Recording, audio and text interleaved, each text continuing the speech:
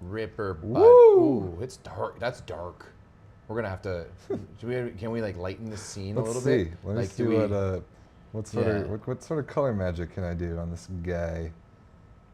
I don't even know. No, not that. Image adjustments. Image. Yeah, there we go. Low light compensation. Yeah. Hit it. That didn't do much. Auto white balance. Oh, brightness. Yeah. There we go. Yeah, that's better. Doesn't look great, but it'll work. It looks better than it did for. Looks better than it did. All right, we're winging it. Yeah. It's late. We're gonna be the last ones here. We're not winging it. This is what we always do. This is what we always do. This isn't any type of winging it. This is not very new. Normal. This is not new for us. What's up? We're in Chicago. Chi-town. I'm Rob. This is Everett. It is day one of Men's Volleyball Nations League Week 2. We are here inside the Now Arena. And we are now here. That's right. And we have 3 matches to talk about, and 2 of which were really fun. One of which fucking sucked. Oh, man. Yeesh. Don't worry, boys and girls. We'll get to that. We're That one picture of me in the Discord, like lonely at the end of the court, really sums it all up. For me, I was sitting right here. Everett was as far away as possible on the other side of the arena. I zoomed all the way in to get him just... We'll get to Canada in a second. We're going to go chronologically. We're going to get through this, and we're going to get out of here. Italy, Poland. What a fantastic way to start the week. Yeah, it really was. I mean, Italy came out storming, like they usually do. And then Italy, as they have been all VNL so far, were just like lukewarm, a little up and down. But Poland really came to play in the second set, especially through their left sides. Yes. Semene Kachalpuk, my 2 fantasy starters. Both of your starters, you both had starting today, were outstanding and really carried the team. Kevin Sosek for Poland was bad at first. He got better. His stats in the later halves, like the later sets for Poland, are way better than in the earlier sets. I think he had 2 or 3 points through like 2-3 sets, and he was struggling. But overall, Italy just so good today. Italy, the first set was a clinic. It was so clean. It was so pure. It was so like Italian flavored pasta sauce and mozzarella cheese dominance in a way that we're used to seeing that from them. But as Karch Kirai just told us in the post-game interview just now after the USA game, he said, beware the curse of the kind of beat down first set. Because when you win a game, when you win a first set that handily, it's really easy to think that on that day, like, oh, we've got this. Yep. And as Italy sometimes tends to do, they coasted for a little bit after that, and Poland made them pay for it, and Poland deserves a lot of credit. Yeah, I mean, Poland realistically ran their game plan through their 2 most experienced and 2 most talented players. Sosek, I think, was a big disappointment considering how good he was in week 1 for this team. Against lesser competition than the Italian Olympians. It's definitely a step up. You know, Sosek isn't a young gun that we're like, this dude just won a Plus League. Yes, he did. Right? Like, I expect him to be able to play against whoever's on the other side of the court. Agreed. And today just wasn't it, and you can see. But Poland just plays really well together. Especially down through the middles. They had a couple of young middles out there. Yeah, Kubishak and Jakub Novak. Novak I thought was really good. He was 9 for 12 with 2 blocks. Off the bench, and he's like the darling of Polish media. He was playing in the B division this past year. I think he's going to Norvid this upcoming year. Really? And I liked the way he moved around the court a lot. I definitely think his serve needs work, but that's you can develop that as a middle later in your career. He's got a lot of potential. Yeah, I thought Komenda struggled a little bit today. Me too, dude. His location wasn't great. Just the rhythm of the offense in general. Especially out of system to the left side. His tempo was way too varied, in my opinion. Sometimes he chucked it fast, sometimes he chucked it high. And the Shalpuk in particular didn't exactly know what speed to expect. And it's weird too, because it seeed like he was misconnecting with Sosek. Who he just won a Plus League with. He just played all year with you. What's going on over there? Yeah, So I feel that. I would say if you're Gerbich, you're probably happy overall with that result, right? You've got a bunch of young guys, and you're ultimately taking Italy to 5. I think you're decently happy. I agree with that. There's a good amount of grit that Poland showed in bouncing back from kind of getting dog walked in set number 1. But then, as Italy so often tends to do, they just cannot accept a loss. They can't do it. They just have the ability, like this team in particular. And honestly, I think that the reason we're seeing these up and downs from them is that they're bored. Truly, though. Because like I was sitting with some people who know the Italian championship very, very well last week, and he was there sitting there and telling me, like, you know, Lega Volley is better than this. You know, go to a Lega Volley match, like we're watching Germany, whoever, and he's like, you know, Lega Volley is better than this, and I couldn't disagree. So I think these guys just get here and they get a little bit bored, especially when you once again you dominate that first set, and then it's just that up and down that we see from Italy, because man, they got a lot of different guys in. They did. Romano, I thought, started the match extremely well. Then started to spray the ball, and Kamil Ryklicki came in and fulfilled the closer role, I thought, extremely well. Mattia Bottolo and Luca Porro both came in spots for Daniele Romano was Lavia. 7 for 8 in the first. Yeah, he was automatic. He was lights out, and then he just kind of faltered. Yeah, he did. But that's what Italy's got. Gianluca Galassi had an outstanding game on the block. I'm so mad. And, well, you could have been more mad if you hadn't started your boy Lee from China, who put up an incredible line for you in fantasy. Yeah, that's the only thing. Like, I was after that game, and I was like, man, that sucks. Like, Lee's probably going to be a good blocker. There's no way that he's going to get 7 blocks. 10. Let's go. Let's go. But yeah, overall, I thought Italy was really strong down the middle. Both Gargiulo and Galassi were love really Gargiulo, strong. dude. Yeah, he's a homie. He's great. Great interview with you. Wait till we chat with him QC, too. yeah. Because he's like down to speak English. Every Euro, like even Cachopa, when you spoke to him today, you're like, English? He's like, oh, I don't know. Every Euro, Cachopa, I know Cachopa isn't Euro, but still. They're always like, oh, no Close English, enough. I'm not so good at English. And then they're they awesome. speak perfect English. Yeah, they're like, awesome. Come on. I understand just the lack of confidence, but it's nice that we sort of force it out of them, and then they're all amazing at speaking English to us, and we appreciate them all for doing that. But yeah, super good match overall. Italy was able to manipulate the late stages of that match with the experience that they had to push it over the finish line. Another kid that I want to shout out, and he is a kid, is Maximilian Granieczny, who is one of the liberos, the libero that played the most for Poland today. Another good young prospect for them, and I interviewed him after the game, and I gave him a very special gift, and you should all go look and see what that was. Well, how did he respond? He said, "Yes, I know what this is for. This is great." Because he didn't want to say the thing because in Polish it's a curse word. Oh, really? Like the Bober is a... Bober is beaver. Yeah. But the word that Bober is always attached with immediately after that is a curse word in Polish. That's hilarious. And we all know what it is. But I also asked him, because I have 2 Bobers that I wanted to give to the Polish guys. I gave one to Granieczny, and I asked him, like, which of your teammates would think it was funny if I gave him the other one? He said, literally all of them will know what it is. So Why did you only get 2? I don't know. I come from the land of beavers. Like, I could have literally, we could have presented the entire Polish team with a stuffed beaver. Like, the missed opportunities here, Rob Yeah, St. damn Clair. it. Well, you're right. I bought 2 stuffed beavers on Amazon thinking that was ridiculous. And We can still buy more. You're right. The only thing ridiculous about it was how few it was. Who out there is going to buy us stuffed beavers to give to the Polish team? We got Polish fans. Congratulations to Italy. Really, both teams. Both of them are extremely formidable. I know it's Poland's first loss of VNL. I'm sure they're not taking that too hard. They will both be contenders to be on Once the again, I podium think Gerbert's just stoked on that. I bet he is too. It's also the kind of high quality match that you can go and watch the film and really learn from for both teams. Yeah, well, 100%. Italy, to me, is like, how much learning do you really have to do? They keep on telling me, oh, we've got new guys, we're figuring it out. No. Sorry, your new guys have all played with you before. Yeah. Like, you're just integrating them into this system. And you all are playing Champions League. You're working Luca Porro into the roster, who went to the Olympics last year? Get real. Come on. They've just got different standards for everything, and they're Italy, so whatever. Their standard, though, is not medaling at VNL, and maybe this is the year that they finally do that. Maybe they watched my video about Micheletto and how I pointed out he hadn't won the VNL yet. So maybe he, if he's gonna go catch them all, like Ash, Last thing before we get off that match, it is a joy to watch Alessandro Micheletto play volleyball in person. Yeah. He is so special. He is the unicorn.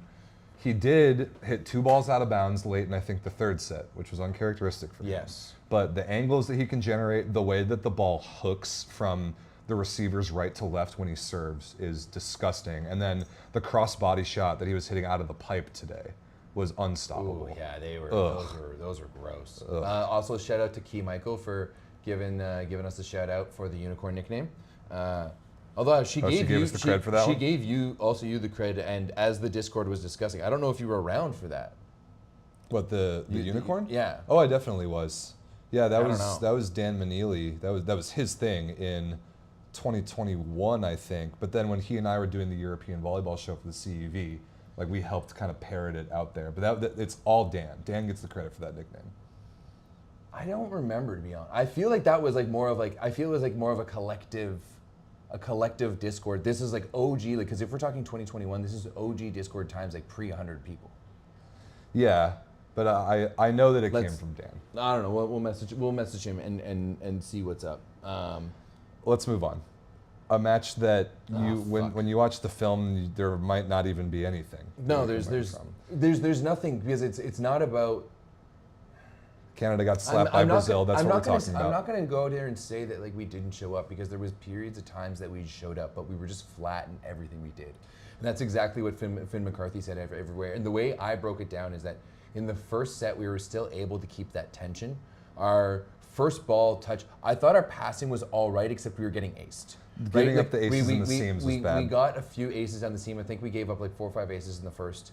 And our serving was atrocious. Like we missed 20 serves for only 1 ace on the day. I'm pretty sure is the number is. The big issue the other big thing that we were missing was our blocking. Yeah. The blocking is the thing that was. There was so many times, especially in the first and second, where I was like, we are just there and it's falling down, and it's like blocks that we would have gotten last week.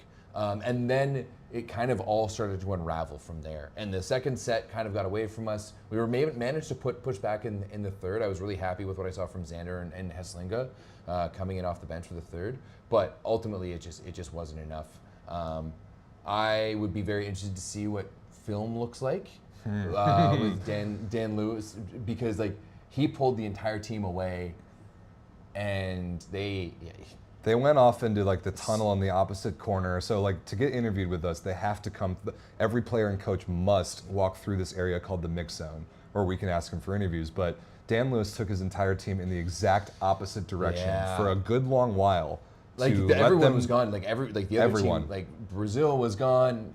Everyone in the arena was gone. Yeah. And I mean, I think it was well deserved. Like that was our worst performance of the year. I do think it's a little tough when this team went from playing against 12, in front of 12,000, 9,000, all this stuff, and then you go play in front of 600. However, that's the reality. That's also not an excuse. Yep. So today was the worst performance I've seen from Team Canada probably in a few years. Like probably in one where because also too especially in the first and the second half of the third, we were there and not playing well. So it was, I don't know, but that was shit. I was mad. It was bad.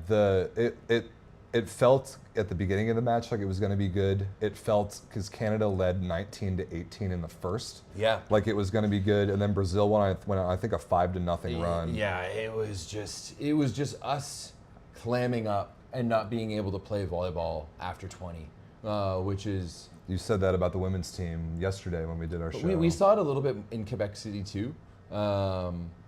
Sometimes where we were up and we started getting a little sketchy after 20. So it's something definitely that this team needs to work on. But if we're going to get shit kicked by anyone, I want it to be Brazil. Of any of the teams here this week, I want to get shit kicked against Brazil. I was thinking that maybe we'd have a bit of a shot because we beat Brazil in the Pan Am Cup in 2023. With a lot of the same guys. Like Darlin was there, Lucas Bergman was there, a few of the other guys on that roster, Matus.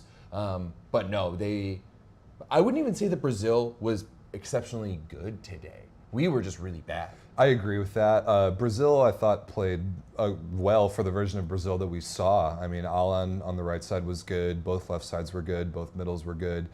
It is really fun watching Cachopa set because he's hilarious. It's it really confirmed everything we've kind of always said about him, that when he is there with his feet underneath the ball, he's a magician.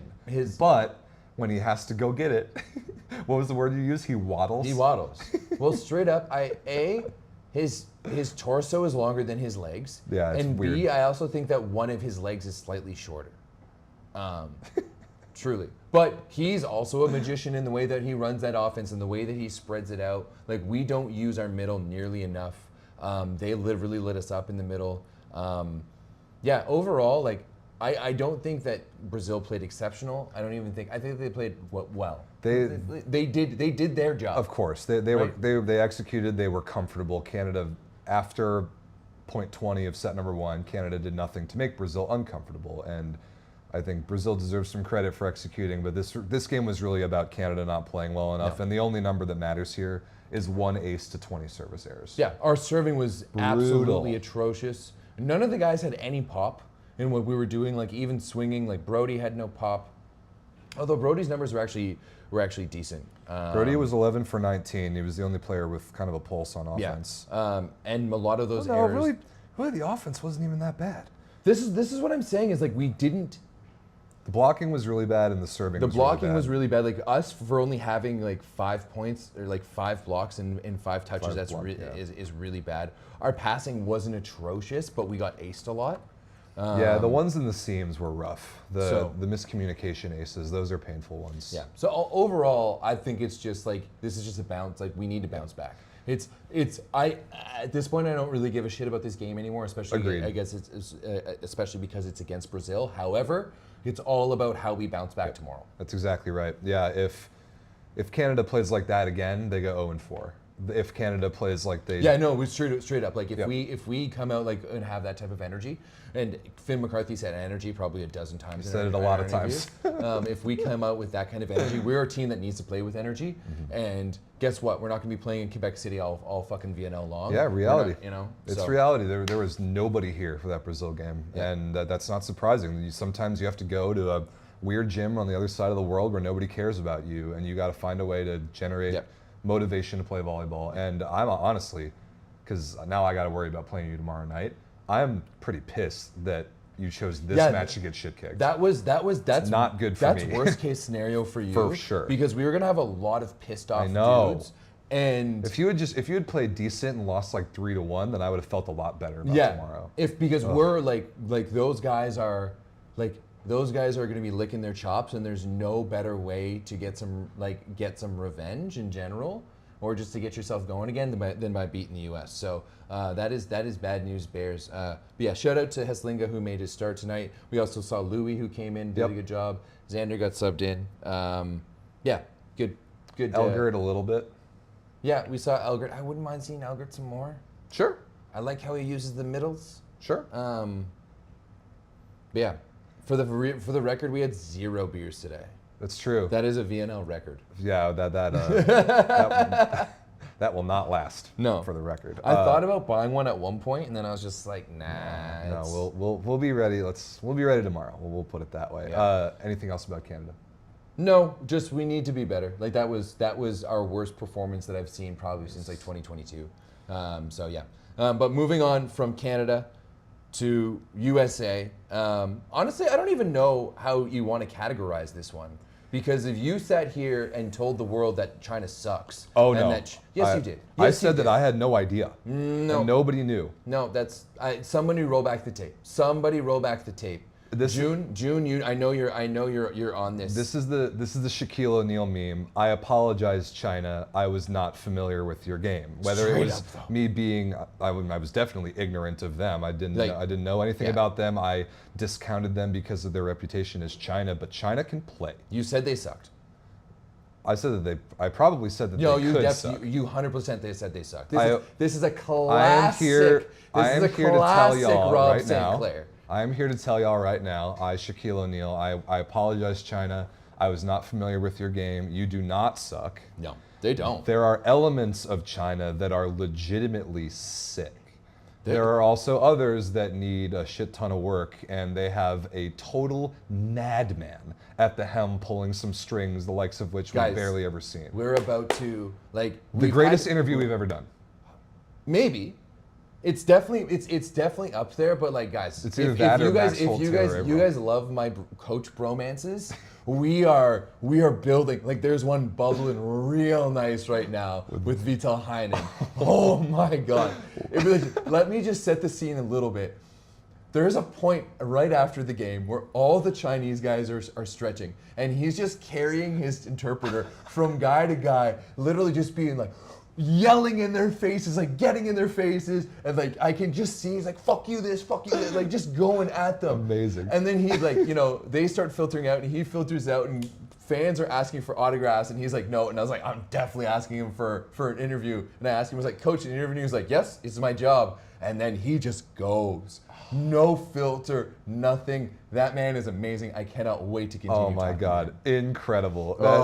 Other than I think it would be the Max Holt Taylor Averill series of interviews. That Vital Heinen one was an all-timer for us. I can't wait for y'all to see it. That's a different like category different vibe altogether. for sure. Yeah. But that was really special to hear him. Can we talk about the reception pattern thing that he was doing? Yeah. So basically, we saw in the first set that they were almost setting up in an I formation where their two outside hitters were going to be splitting the court, and then their libero was hiding right behind one of them. And essentially on the toss, they would shift over, and he would like fill into the gap. And basically, I asked him, he's like, I think my libero is the best passer on the team. And honestly, I honestly think that early on, he's just trying to catfish them to make people think that his libero sucks at passing, because the rest of the night, the reads this man was making. Oh, it's good. He passes so active. Like the way he's turning through his passes is something that I would never ever teach, but it works. Yeah, it was like China was a really good passing team tonight. I thought their reception was really strong. Also, they were much stronger down the middle than we expected. God. Lee, my guy, I picked him. I started him. You even said yesterday, like, oh, it's not like you're going to start him. I started him, and he went and got 10 blocks. 10 blocks. That's a VNL record. Lee Yongjin. Woo! Shout out to him. And not only did he, like, every block that he got, like, sucked the air out of this arena. Like, they were all straight down clamps. He got a bunch of them solo on the middles. So did our guy 12, the other middle, the really big guy, Zhang Zhezia. Man, I'm really sorry for anyone who speaks Mandarin, but China down the middle I thought was rock solid. China at the libero position with all that craziness, Vital Heinen, like, so there's this new like experimental FIVB rule now. When you're receiving, you're allowed to move when the ball is tossed on the toss, instead of when the ball is contacted by the server, and especially against spin servers who toss the ball really high, that buys you a lot of extra time. And Vital Heinen is, I think, going to set a bit of a trend with that. Even Karch Karai said it after the game. Yeah, that kind of peekaboo with the libero is a lot of fun. I like that. It's cool. It's interesting. Shout out my boy Kevin Braceros, who was here sitting near us, because he came to me after set 2 or 3. He was like, "Do you think this is a thing that teams are going to start doing with the new rule?" But it's not true. The rule is really what opens that up. Yes, to it be is. able to do that. And that's kind of what I told him is we don't know how long that rule's going to stick around. I like it. I like it too. I think it should. I 100% is going to. The other big effect is on rotation 1, because if you really don't like your opposite on the left, you can sprint him over to the other sideline from the stack. That's literally like what Schmeck was doing for Canada. Yeah, a lot of the women's teams are doing they're that. just making him full tilt sprint, which is awesome in the women's game, because all of those like when you see like Stesiak and Schmeck they're do it, brutal, and so funny. They're all so bad on the left side too that it does make for better volleyball. But also, we got to shout out Jiang Xuan. I was going to say, Zhang Xuan, who, if he doesn't get injured, he didn't start this game, but he came off the bench, and he's their captain. So if he doesn't get injured there in the 4th set, I think China wins this. I don't disagree. He was, shout out Dan Manili. Dan Manili has always been a fan of Jiang Xuan, and he has said that if Jiang got to play outside of China, that he would have been a world-class opposite. And seeing the ability that the guy had, the arm, the way that he snapped over the top of the ball, the angles that he generated, man. So, like, I think Micheletto has the best wrist in the game, but Zhang Xuan is really up there, and the way he gets over top of it, he hits the ball different. Like, when he started serving in the 2nd set, you could hear it, and it was just like, oh, that's a ball. It's a different ball, dude. Yeah. It was really cool to watch. A lot of that Chinese team, their little left side 6, I really liked. Yu was fun to watch. He was really springy, and he hung in the air long. Their setter, Wang, number 3, took 2 balls in the face and was a trooper. I love the offense he ran, and I love the ball he dishes to the backside. Yeah, he takes it from pretty far in front of him and gets his thumbs like way to the other side of the ball and really sets that ball back flat. It's pretty cool. But Heinen was telling me how basically he's got a lot of injuries that he has to deal with his team right now. Yeah, they left a lot of guys back at home too, so that's pretty crazy when you're looking at this roster and what they've been able to do so far, with considering the amount of injuries apparently they've got. We know about Zhang Jingyin being like a legitimate superstar, and I really wish that he was here. I would love to see him play in person at some point, but I think that some of the little like technical volleyball details that have helped Vital Haiyan raise China's floor make them legitimately scary. The amount of discipline this team plays with and the amount of intent that they play with is not what I remember from Chinese volleyball. Agreed. And I honestly think this mad scientist Vital Haiyan might be the perfect person to be able to, because here's what I've always thought about Vital Haiyan. He's fantastic at bringing an underdog team and making them overperform. Where he maybe doesn't do so well is managing big people, big personalities, big egos. Because he is the ego. He is the personality. But yeah, because it's a little bit more about his system. But I feel like when you're working with, like, let's be honest, you're communist China, where the whole ethos of their culture and people is let's work together. I think that's that's almost a match made in heaven there. So the one thing he needs to figure out is how to communicate with his players, because watching him run around with his interpreter, and like his interpreter will match his intensity too. And if like he's yelling at a player, the interpreter will yell at a player. Or if he's like happy with a player and like patting him on him, the interpreter will be happy and patting him. Guys, if we ever got to do and like direct a broadcast of a Chinese volleyball match, I would have a picture-in-picture in the corner of the screen at all times with the camera following Vital Haiyan around. Yes. It is a show to watch this man. And like, I made the joke before you interviewed him that honestly, like maybe some of his antics and his gestures and his communicating getting lost in translation to his team might be a good thing for all the nonsense he's slinging out there. There's a bunch of times too where the interpreter, you can tell, is like filtering it down a little bit, probably tempering some things there, and because especially like a lot of these Chinese guys are pretty young, right? Like, do you have? I don't have a lot of ages up. Oh, I actually have the roster right here. Oh yeah. Actually, no, never mind. They're all 90s, except for a few 2000s. Okay, interesting. So, but yeah, I honestly, I'm excited to watch this Chinese team play for 3 more matches. Me too. It's gonna be fun. They are not at all like a waste of a spot here in Chicago. I'm very pleasantly surprised by them. But at the same time, my team did win the match. It was chaos at a lot of points. It was similar to Italy dominating the first set in the way that we played super clean volleyball, and we had a lot of control. But then when it all went to shit, then we were hanging out in the cool kids corner. We were, as Josh Nakoba dubbed it. There are a lot of cool people sitting next to us. So if Josh Nakoba says that we're the cool kids corner, then if Prince is calling it, then like, hey, yeah, absolutely. It was you, me, Key Michael, Holly Wong, a bunch of legends, really. Eric Adams. EQ.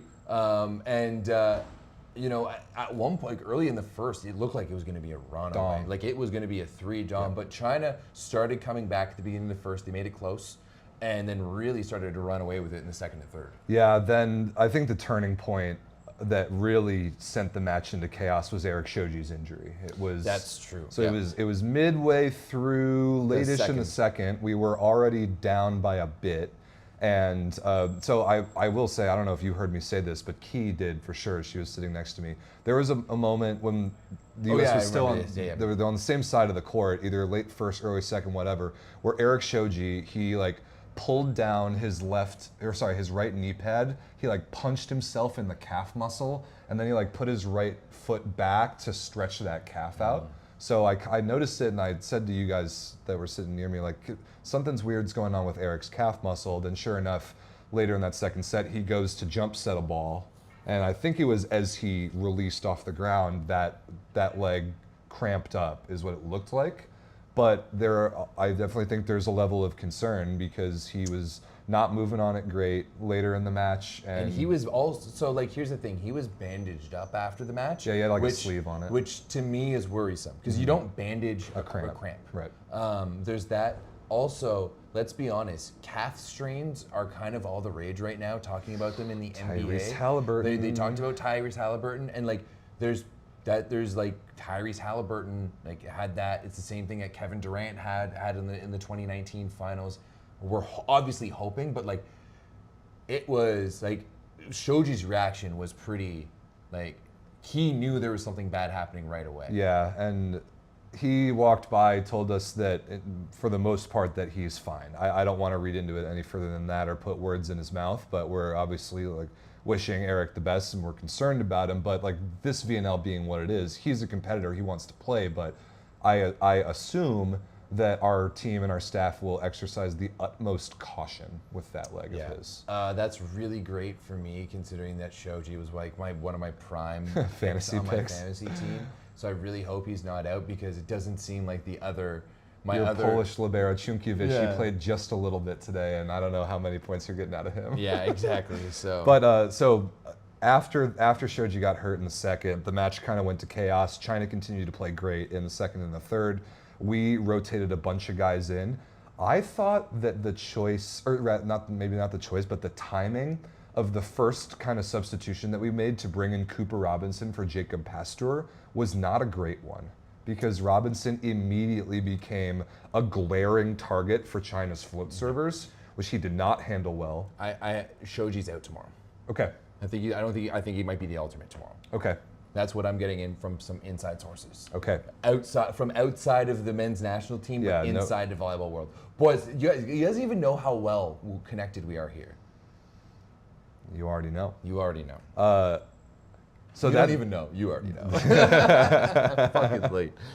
It is late. So the revolving door kind of started to happen for the United States. We actually played all 14 players on the roster saw the court. When's the last time you saw that? Never. I don't think I've ever seen that. I don't think I think I've seen it once or once or twice, but in 15 years, that's a rarity. It was very, very surprising. A couple of the constants were Jeff Jendrick and Jordan Ewert. And then Micah Ma'a, for the most part, there was a little bit of 6-2 early that we went away from later. We saw all three opposites legitimately play full time. We saw Shane Holdaway make his debut. Yeah. All three opposites started at least 1 second. Yeah, I thought that Jacob Pasteur's debut wasn't bad. Also about Shane Holdaway, and one of my favorite moments of this match is that he dug a ball down the line in the fifth, and then the biggest shit-eating smile on his face. I even told him afterwards, dude, he's like, "Oh, buddy, I was so stoked on that dig." I think it wasn't just one dig; it was three in the same rally. No, after he served. It was just a different one. Yeah. Okay. Well, it was the same thing in the middle of the rally where he dug three balls. I think it was in the fourth set where he just has this big old grin on his face and the ball's still alive. Amazing. So this was a chaotic game. There are moments that looking at the film of that game would be weird just because there's so much nonsense going on. But there's definitely a lot to build upon there. You get into a weird situation with guys having to come in off the bench and do a job quickly. Kyle D'Agostino in particular did not plan on setting foot on the court today. And all of a sudden, kind of like Karch told us, like, you're in the mindset of, all right, this is Eric Shoji's game, and then 10 seconds later, you're on the floor. Because, like, dude, he was playing so aggressive. Eric was. Yes. Eric was in the set and a half that he played. There's that one, like, Nikoba already posted it. It's on the Volleyball Nations League Instagram page, where there's a moment where he pushes Pasteur out of the way and then jumps sets and dishes a ball out to the outside. And I was like, there was so many times where a low free ball was coming over and he was sprinting over and like screaming. I was really loving Shoji's energy as captain. You know, just like it was, you could tell it was infectious. You could tell he was enjoying being out there. So seeing him go down like that, it was fucking heartbreaking. Yeah, he really took a lot of command. It was great to watch, and I am really hoping the best for him and for our team, obviously, because he's so important. But two more people to shout out, or things to shout out. One was Ethan Champlin. He came off the bench in the fourth and was just fantastic. I love him. I really liked his response today. Love it.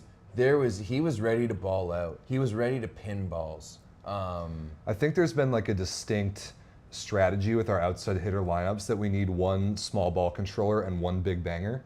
That was kind of the case for all of week one.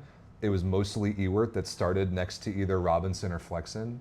But then today it was Ewert and Pasteur. I think Robinson. you like today showed perfectly why you need Jordan Ewert out there. Yes. Not just he has the ability to slow down the pace of play a little bit for the USA. He has like a little bit of a veteran mindset. He can play that Euro game like you alluded to in your interview with him today.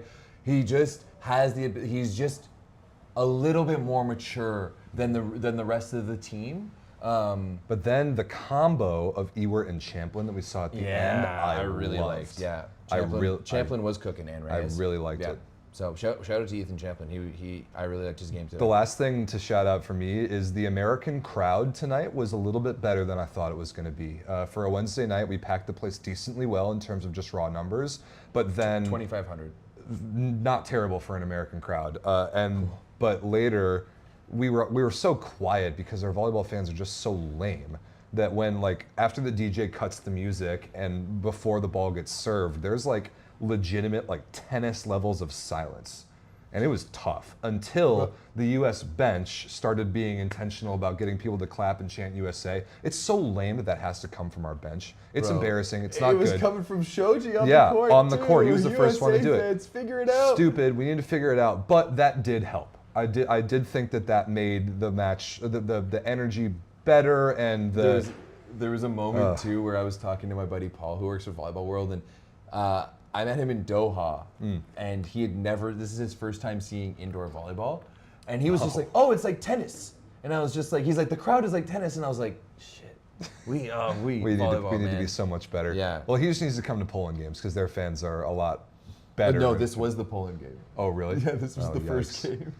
Yikes! Yeah, we got work to do in that area, but that was a fun game tonight. I'm happy about how we just figured it out. A lot of it being on our side, and a game that turned into chaos. And I think there's things to build upon from that. Considering that we won it, that's a nice little bonus. But tomorrow against Canada without Eric Shoji and what Canada happens to bring after getting clapped around today, I really don't know what to expect. I still think we win 3-1. I'm going to stand on it, but. It is going to be a unique and important game to watch that I think is hard to predict. Yeah, I'm really interested to see how we respond. Tomorrow is a character match for Team Canada, so I think it's gonna be a lot of fun. Quick little update on our fantasy teams for today. Yeah. Some of you might have seen that we posted that we drafted our fantasy teams of 14 players that are here playing in Chicago. We then picked our starting lineups of 7 this morning. Everett had Gianelli with 34 points, Micheletto 55, Brody Hofer 25, Kevin Sosak 15, Finn McCarthy -1. But then Lee Young-Jen dropped 56, which was unbelievable. And then Eric Shoji, even though he got injured and didn't play that much, put up 9 at the libero spot. On my side, Micah Ma'a 12 only. Also, Micah Ma'a was credited with 0 digs. That is bullshit.